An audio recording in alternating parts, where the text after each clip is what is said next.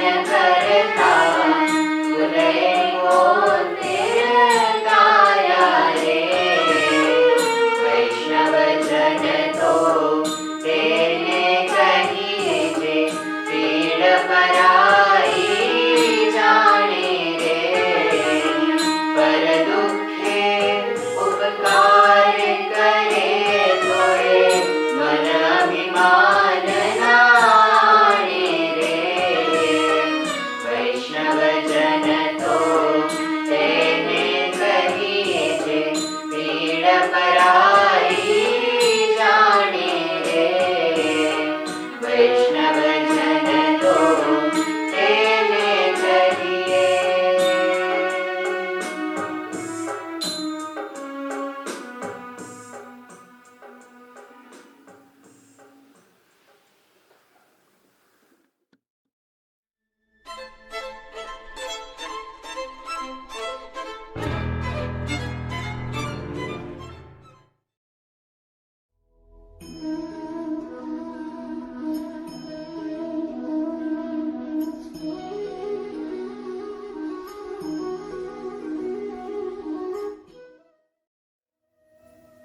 Mahatma Gandhi was born on 2nd October 1869 in Porbandar, India, and so began a life that would change the history of his country and the world for the better. Today, the power of Gandhiji's words still inspire us to change the world by changing ourselves. So, the thought for the day is freedom isn't worth having unless it's the freedom to make mistakes. In this quote, Gandhiji is referring to individual freedom, which is often called liberty. His definition of freedom was all encompassing. It means that one must have the freedom to take one's own decisions, stand by them, and learn from the results. When the decisions made turn out to be incorrect, one must take responsibility for them and focus on the corrective measures. This creates a true leader. According to him, authentic freedom is about being able to choose even if your choice ends up being the wrong one. If you have the freedom to choose but you can't make mistakes, then it isn't freedom at all. It's only a disguised form of imposition. Mistakes should not be a hindrance to choose because unless we choose, we wouldn't know if it is a mistake. So, genuine freedom means having a choice of alternatives available to us and we select one without any restrictions imposed on us.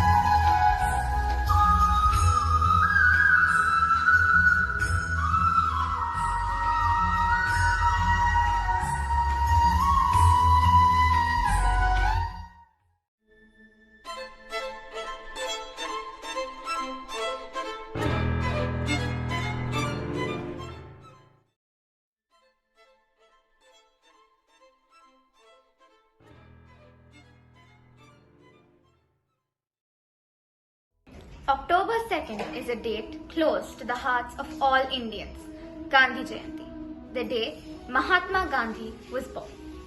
This day is celebrated all across India to commemorate the man we call the father of our nation and to once again remember the morals he imparted to us. The students of 9D are here today to showcase snippets from the life of Mohandas Karamchand Gandhi. Vision of justice. A simple man with simple thoughts transformed the world. The mission to be humane.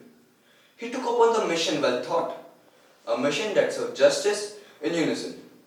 He threw off all the comforts that life gave and taught everyone to become independent, sacrificed days and nights and stood brave to free a nation from those for the trade sent. He did not fight with knives and guns, but peace and silence were weapons to him. The posterity to come will inspire, imbibe, and spread his thoughts and the philosophy of humanity may remain forever, forever.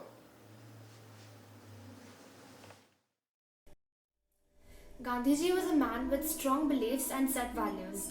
One thing he felt most passionate about was fighting injustice and standing up for what was right. He was not the kind of man who cowered from a challenge. His patriotism and love for his nation and every citizen in it showed brightly in his mannerisms. So, when he heard about the new bill passed that deprived Indian citizens the right to vote, he was determined to do something about it.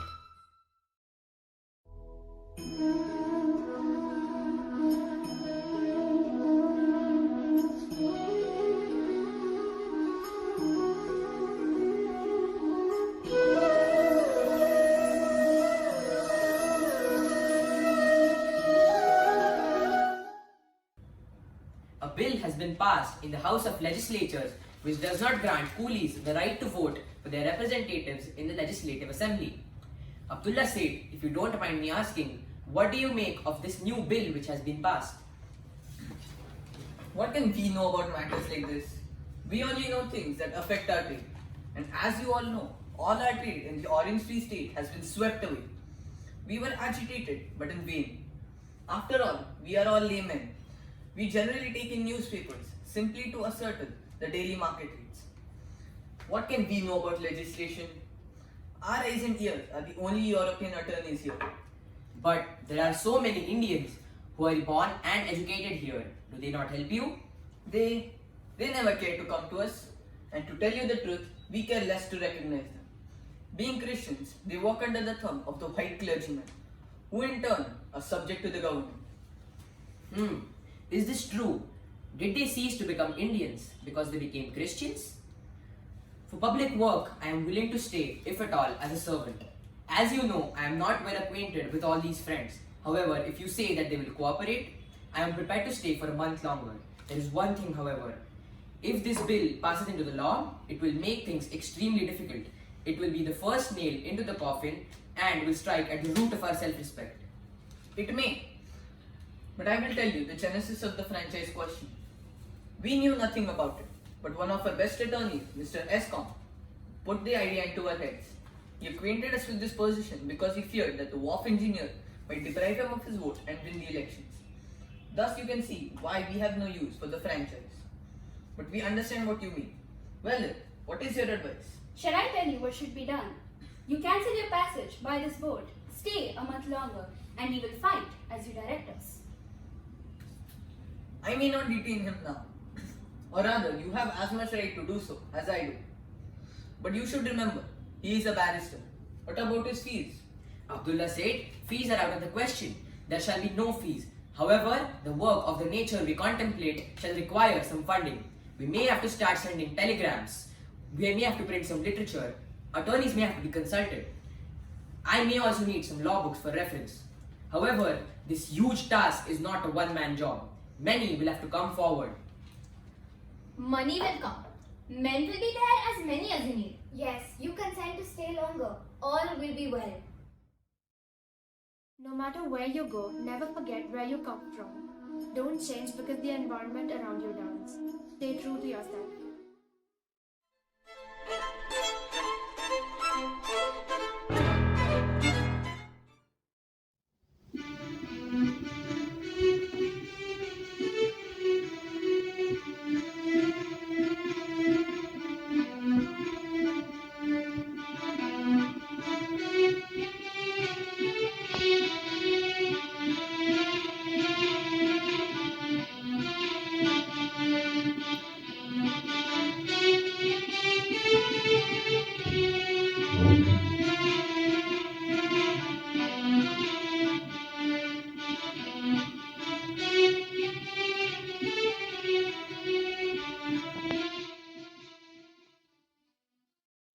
Racism and inequality is something that is deeply rooted into our system.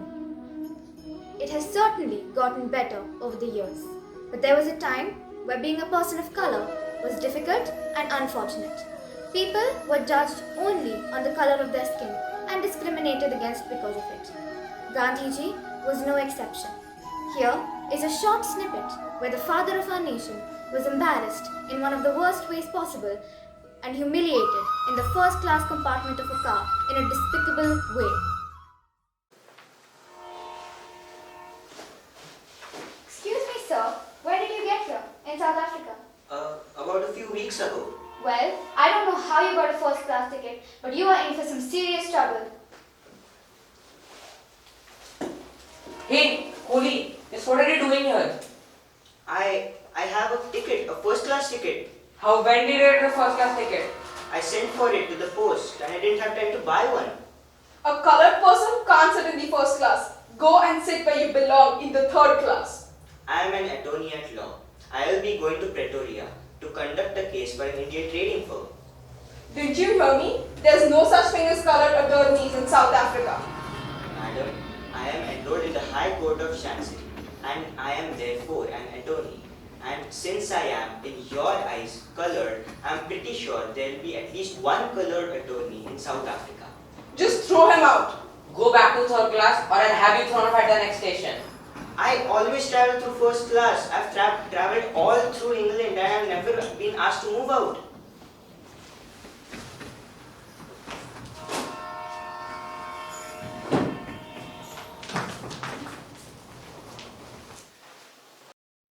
Judging someone by the color of their skin is being ignorant. Their complexion has nothing to do with who they really are.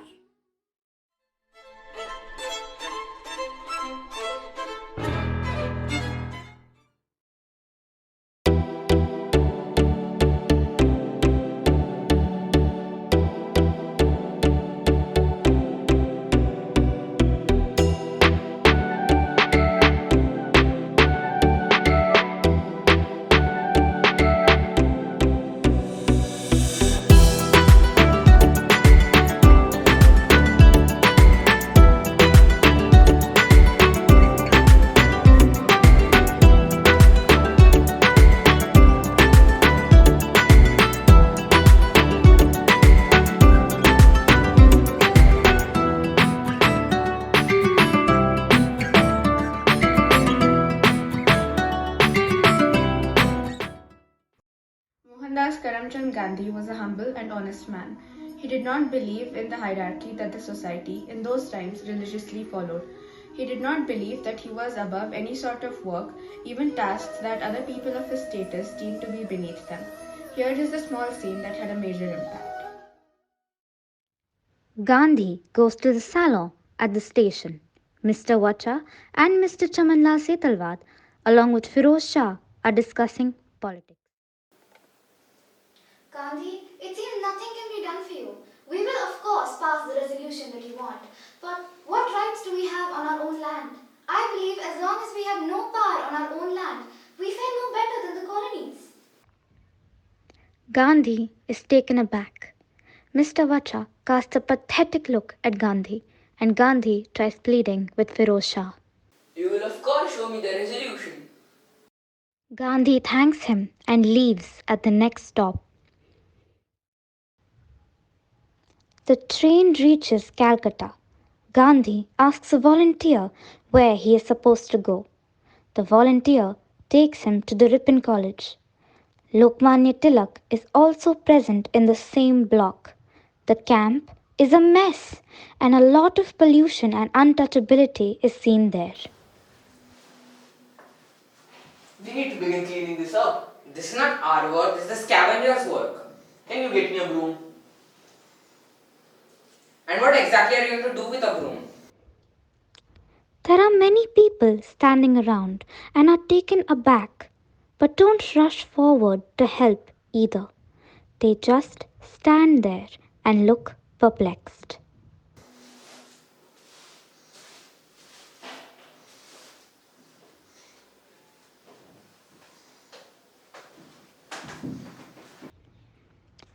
There are still 2 days more for the Congress meeting.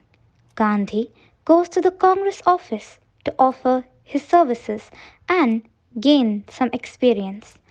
There he goes to one of the secretaries called Bhupen Babu. Good afternoon, Bhupen Babu. I have no work to give you. You should perhaps go to Ghoshal Babu. He might have something to give you.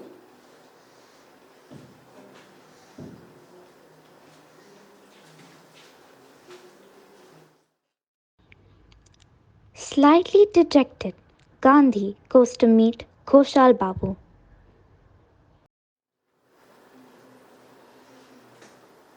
Good afternoon, Ghoshal Babu. Bhupen Babu asked me to go to you for some work. I can only give the clerical work. Will you do it? Of course, I'm willing to do anything that is not beyond my capacity. That's the right spirit, young man. I have no clerks whom I can entrust this work. Most of the letters have nothing in them, but you will please go through. Acknowledge the ones who are worth it and refer to me those who need a considered reply.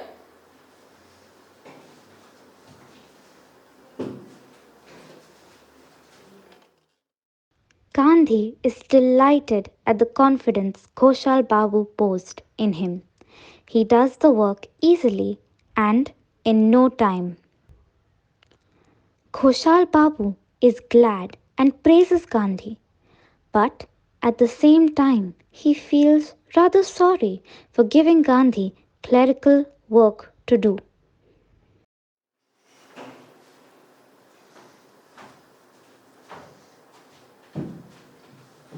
You were brilliant. I'm sorry. Please don't worry. What am I before you? You have grown great in the service of the Congress. You have put me in a debt of obligation by entrusting me with this. For I want to work with the Congress, and you have given me the rare opportunity to do so. That's the proper spirit, young man. In today's world, most of the men don't think like you. Of course, I've seen Congress since its birth. And in fact, I may also claim a certain share with Mr. Hume in bringing Congress into reality. Yes. Let's go. Let's go. This was the beginning of a long friendship between Gandhi and Ghoshal Babu. No task is too small or beneath you in spite of who you are or might be. Work hard on whatever task has been given.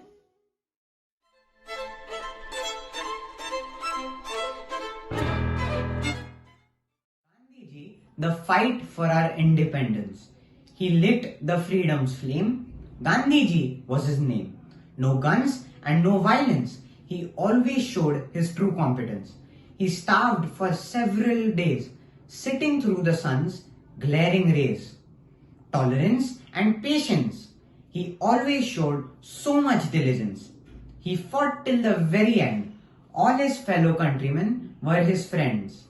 He walked for several miles to bring true joy to many smiles. He denied all the luxury to drive away the bloodthirsty. Gandhiji, a true inspiration, he will always remain the father of our nation.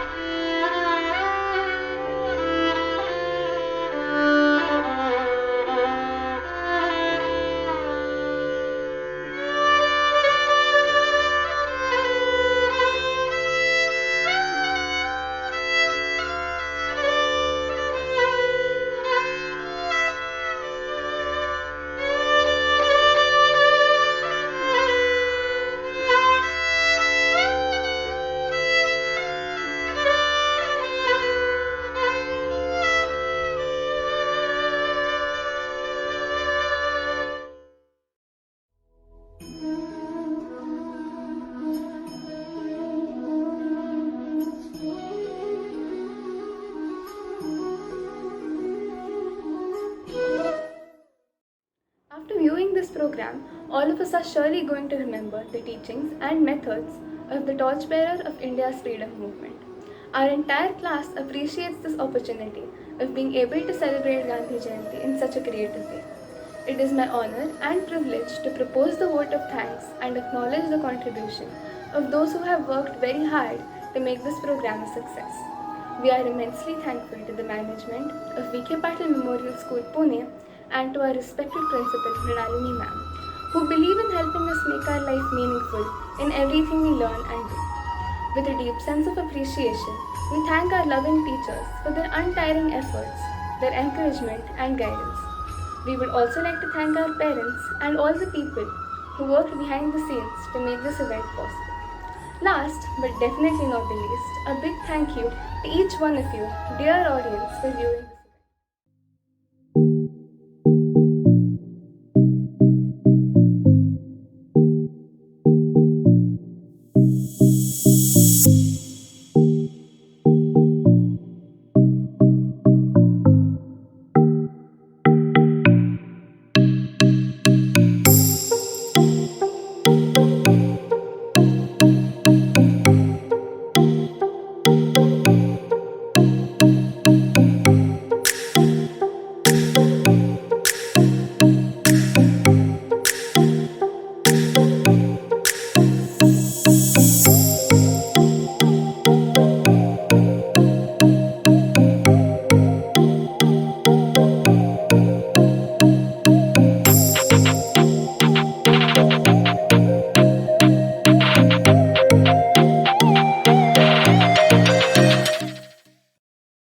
जनगण मन अधिनायक जय हे भारत भाग्य विधाता पंजाब सिंध गुजरात मराठा द्राविड उत्कल बंगा विंध्य हिमाचल यमुना गंगा उच्चल जलधि तरंगा तव शुभ नामे जागे तव शुभ आशीष मागे गाहे तव जय गाथा जन गण मंगलदायक जय हे भारत भाग्य विधाता जय हे जय हे जय हे जय जय जय जय हे